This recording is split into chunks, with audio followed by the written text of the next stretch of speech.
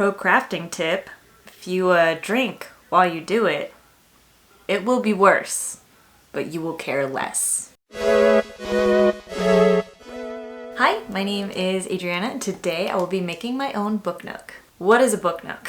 It's basically a little terrarium that you can put together or buy and then put in your bookshelf as like a little piece of decoration. They're typically, you know, like book-ish size, but you can get them bigger or smaller or whatever. They tend to be bookish themed, so I've seen like little libraries, little bookshops. Sometimes they're inspired by specific books, like Diagon Alley from Harry Potter is really popular. The Shire from Lord of the Rings and The Hobbit is pretty popular, but they can be basically anything. Anything that is small, enclosed box, put on your bookshelf can be a Book Nook. And the one I will be making falls into that latter category. I have wanted to do one of these Book Nooks for a long time, but I was really struggling to think of what I would want it to be, what kind of theme I'd be going for, what I would put in there, and whatever else, until I came across this 1/64th replica of my camper. I guess maybe this side so you can see the little door. It's so cute and it's so tiny. So when I came across that, I thought it would be really cool to kind of combine, you know, my two favorite things, you know, the outdoors, camping, everything else, and reading. I purchased a little Book Nook kit from Etsy. Here it is all put together. I'll put in a little time lapse of how I put this together because it is semi-entertaining because I am bad at arts and crafts. If you are gonna get a kit like this and not just get like a pre-built one, I would recommend using just like a regular wood glue. It dries fairly slowly. So if you're like me and realize that you put it together incorrectly the first time, you have time to take it all apart and put it back together again. Other than that, I don't think I have too much else to say about this. It's pretty small. It's like, they called it paperback size, so it's about the height, and I guess just about the height of a like mass market paperback. That would be a pretty chunky mass market paperback, but I guess here just one of my well, I don't know, maybe this is not that far off from like you can see here's like the back of it as compared to a mass market paperback. It is a little bit smaller, but I think it'll look cute once we get it all done up. So yeah, like I said, I'm trying to make this kind of camper themed. So the vision is, you know, kind of the camper in there. I got this tiny little golden retriever that's gonna be Trip. There we go, look how tiny it is. It's a tiny little golden retriever. And then I got this texture paste from Amazon. It's like supposed to make it look like dirt. We'll kind of mess around with this and see what that looks like. I also got this kind of forest ground cover to kind of like spread over the dirt. That'll look more like, you know, real forested ground. And then I got a couple of these multiple sizes of trees from Amazon as well to kind of place around in there.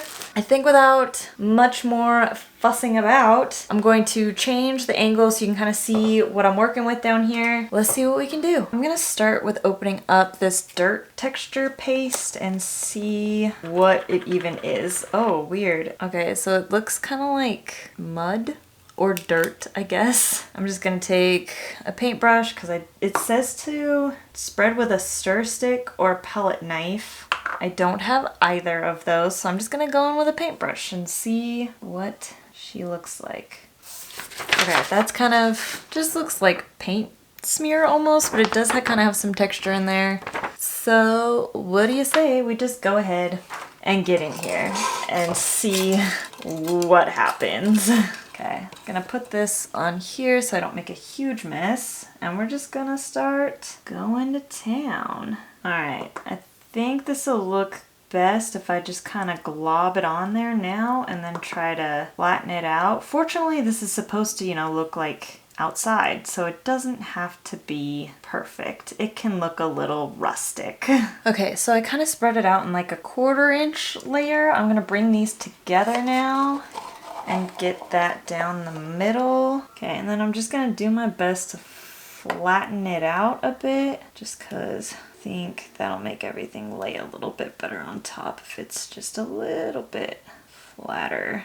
Okay, so we'll see if you can get a decent look inside there maybe. Kind of hard to see, but it's kind of laid on there. It kind of has the consistency of like peanut butter almost, so just kind of imagine like spreading out some like soft-ish peanut butter. So the package it came in says it needs about 30 minutes to dry. Oh, it says dries to the touch in less than 30 minutes. So I think I'm gonna give it about 10 minutes so it's not like completely dry, and then come in with some of this stuff and try to like pack it in there so it doesn't look like it's just dusted on top. I don't actually know what I'm doing, but that seems like a good plan to me right now. So I'll be back. 11 minutes later. We back. Let's see what this looks like. Well, it's not really dry on the brush at all. Okay, no, it's a little bit like kind of set up underneath, and oh god, this is gonna make a mess. Oh no. So yeah, it's basically just like a bunch of like sticks and stuff, and it flings everywhere. So we're just gonna kind of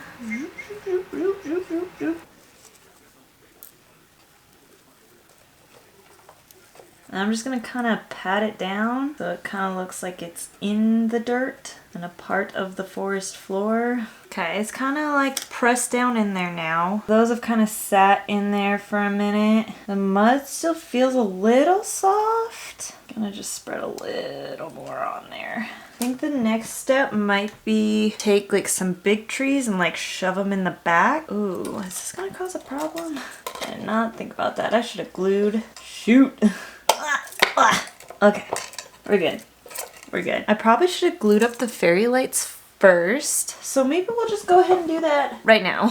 And I think the move here will just to be to kind of like put a dot on and just shove her up on top and just keep putting dots on the string and attaching it to the top. Oh god, I forgot how shitty hot glue was. Okay, we're just gonna put a little dotty dot on there, and then stick it up on top. Okay, that seemed to work pretty okay. Do it again. That is not gonna work. Oh no. Okay, well, I think I'm gonna have to open this up to do this. So I think what we'll do is we will cut through the bottom here. Ah, there we go. So maybe we'll just shove up all the lights on one side and see if we can get that to work. And we'll just say the sun is shining from that side. Yeah, so that's closed. I think that looks okay. Just all the lights on one side. Oh god, that is not a good idea. All right, we'll glue the battery pack in too. All right, well, that is done now. I think we'll call it good enough. Yeah, it looks great. It looks great. Okay, so I guess now we'll go in with a tree and see what happens. All right, the base is way too tall. We're gonna cut off quite a bit of that. So what does it look like if we just try to stick this into the mud? It does not work. It is hard. Okay, so a dollop of that, and then we stick her back in here.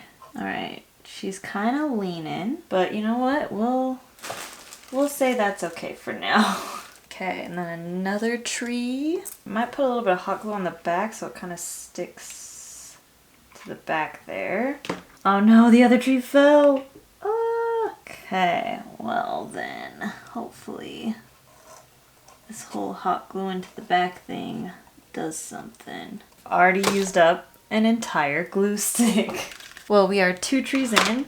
If I turn this on, can you see in there? Yeah, there we go. 2 trees in. Probably should have like tried to paint the wood in the back to make it look like a sky or something, but I can't be bothered. Cannot be bothered. What other trees do we have going on in here? This bad boy in the middle, and then we try to stick the Airstream in there. This one does not have as full of coverage in the foliage area, so hopefully it'll still kind of get in there and work. All right, we got some trees back there. This is, you know, the little Airstream I was telling you about.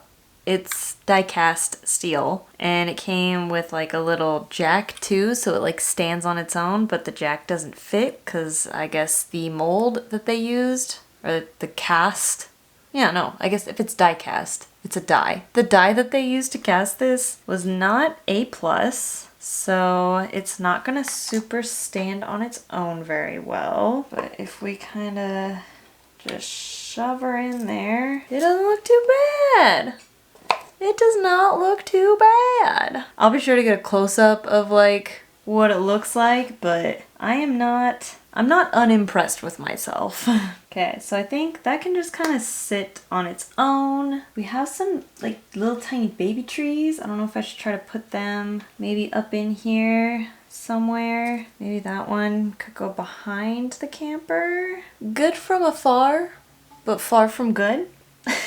I think is the general vibe we're hitting with this one. But I think it's good. I think it's super cute. Here we go. We got a little trip in the front. We got the camper in the back. We got some nice little trees. Like I said, probably should have done something with the background, but I probably would have just made it worse, to be honest. I don't know. I think it's cute. I think it's rustic. It's handmade. It's very me. But you know, cheers to crafting and DIY. And so this was definitely more of a casual video, sitting down watching me fail on arts and crafts. Let me know what you think of Book Nooks, if you want to make your own Book Nook, or if you're just gonna be smarter than me and buy one made by a real artisan. I will link all of my supplies and everything down below. Thanks so much for watching, and I will catch you on the next video.